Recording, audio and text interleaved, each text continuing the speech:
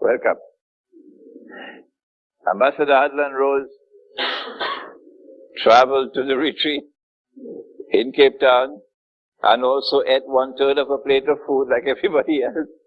And he excelled as a diplomat and won the hearts of all the people present, mashallah. So welcome, Ambassador Adlan Rose. Yeah, mashallah. And so, our first comment is that we do not recognize it as a revolution, we say it's an uprising. Our second comment is that it is possible for us to engage in political analysis of what occurred. The conduct of the regimes, the oppression which was visited upon the Egyptian people and the Tunisian people. It is possible for us to engage in economic analysis of what were the causes of the Egyptian people being driven into abject poverty and destitution. And that, of course, is the subject of riba. But if I spend half an hour on riba tonight, my wife is going to be very angry with me. But we say that political analysis and economic analysis is inadequate. Secular scholarship cannot go beyond political and economic analysis, but Islamic scholarship can go beyond it. What's the difference between the two? Let's take a minute before we proceed to the lecture. I told them in Cape Town in the retreat that Al-Azhar University woke up one morning. In fact, I was introducing Ambassador Adlan Rose's talk at the retreat. Al-Azhar University woke up one morning and looked out into the mist and saw something strange and mysterious, something looking frightening and dangerous.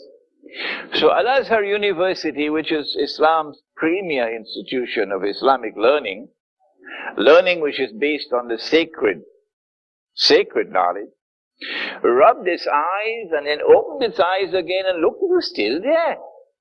What's that? It was something called Cairo University. And I'm conscious I'm standing in the University of Malaya. And Cairo University presented the mother of all challenges.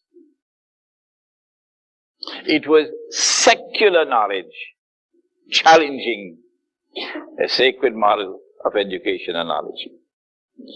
Ambassador Adlan Rose, in his address at the retreat, spoke about colonialism and the colonial control over the territories. In the process, he had to point out it was not only political control, it was not only political enslavement, it was not only economic enslavement, but is also the mother of all challenges for the world of knowledge and education.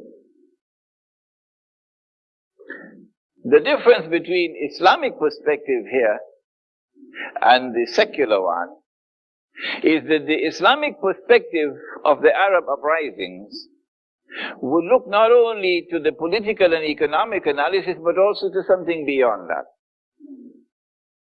A branch of knowledge that is called, it's a big word, don't be uncomfortable, it's called eschatology. Eschatology. In the Quran, Allah speaks of Yawmul Akhir. Al-Akhirah. Yawmul Akhir. He speaks of As-Sa'ah. And in the English language, we call it the end times.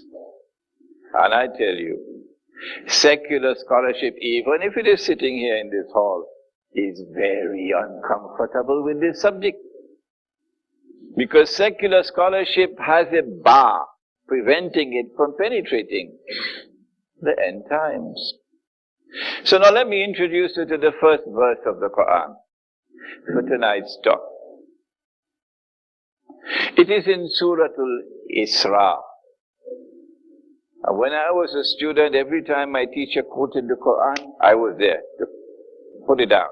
So I go back home and check it out. I think it is verse number 51 or 49, I think. Surah Al-Isra, which is surah number 17. In which Allah subhanahu wa ta'ala speaks about those who have no faith in Yawm al-Akhir, in al-Akhirah, in al-Sa'ah, in eschatology, in the end time subject. They don't have. You never hear them talking about this subject. No secular scholarship does not do that. And this is what he has to say about them. He says, وَإِذَا قَرَأْتَ الْقُرْآنِ, and when you recite this book, the Quran, جَعَلْنَا بَيْنَكَ وَبَيْنَ الَّذِينَ لَا يُؤْمِنُونَ بِالْيَوْمِ الْآخِرِ, we place between you and those who scoff at eschatology, scoff at the end time, scoff at any reference to Al-Masih al-Dajjal, scoff at belief in the return of Nabi Isa alayhi salam, scoff about Imam al-Mahdi. You know them. You're familiar with these people. So Allah says about them, جعلنا بينك وبين الذين لا يؤمنون باليوم الآخرة حجابا مستورا. I put a hijab which is mastur, which is covered. So it's a double hijab. So they can try as much as they want. They can dance as much as they want. Whatever intellectual tune they want to play, they will never be able to penetrate the subject. So they can only give you analysis based on appearances. While Islamic scholarship, if it is blessed by Allah, will be able to penetrate beyond appearances to reach the reality. It is the Quran that delivers that. And tomorrow night, I believe, our topic is precisely this, the Quran and Yawm al-Akhir. The Quran in the end times. How do we approach the Quran that the Quran can teach us the subject of the end times, which is the reality of our subject tonight? That's tomorrow night's lecture. When we look at what is happening in the Arab world today, we see, first of all, that there's a significant difference between the uprisings in Tunisia and Egypt and Yemen and Syria on the one hand, and the one in Libya on the other. Because these were all peaceful uprisings. The people had come out in a popular demonstration of protest. They didn't come out with cruise missiles. No.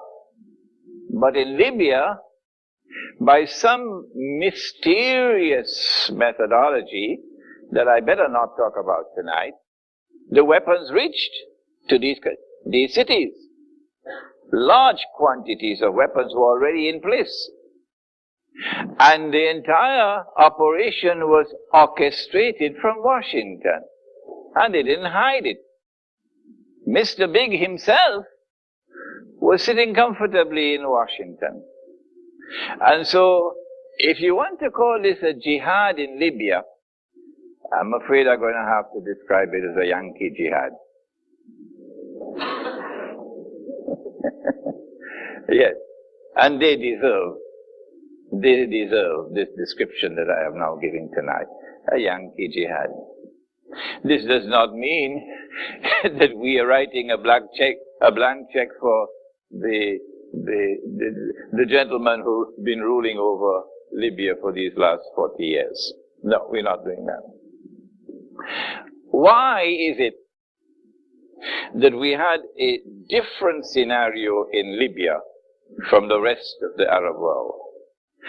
I want to suggest to you that it is only an eschatological analysis that will give you the answer, not a political and not an economic. But before we turn to the eschatological analysis, let us enter into the record that Islam, the religion, has zero tolerance for oppression.